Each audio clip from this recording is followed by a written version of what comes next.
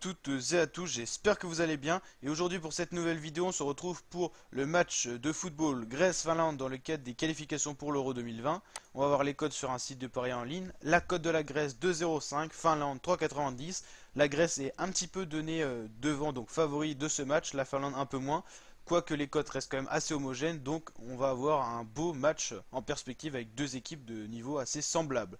La Grèce elle reste sur des contre-performances, malgré une victoire 1-0 face à l'Arménie, 2-1 face à la Bosnie, c'était une défaite 2-0 face à l'Italie, match nul 1-1 face au Liechtenstein et défaite 1-0 justement face à cette même équipe de Finlande.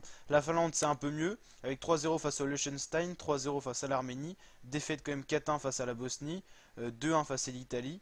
Et 1-0 c'était une victoire donc face à l'équipe de Grèce. Le classement de ce groupe qui est quand même assez différent, enfin il y a quand même beaucoup d'écart au niveau des points. Pour l'instant dans la configuration actuelle, l'Italie dans tous les cas finira première de ce groupe, ça c'est sûr, au vu des nombres de points qu'elle a accumulés. La Finlande va finir deuxième de ce groupe, ça c'est sûr aussi. Par contre au niveau de la troisième place pour les matchs barrages, ça va jouer entre Grèce, Arménie et Bosnie. Donc tout est encore possible, trois équipes peuvent encore aller au barrage.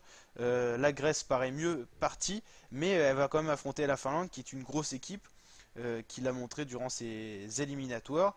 Donc Bosnie, on a l'habitude de les voir en barrage, la Grèce aussi, l'Arménie moins souvent. Alors est-ce qu'on va voir la surprise de l'Arménie qui affronte l'Italie pour son dernier match? Donc ça sera compliqué je pense. La Bosnie, elle, va affronter le Liechtenstein, donc je pense, si la Grèce gagne son match, dans tous les cas, elle ira en barrage. Si la Bosnie gagne et que la Grèce perd, c'est la Bosnie qui va en barrage. Donc voilà pour les scénarios possibles.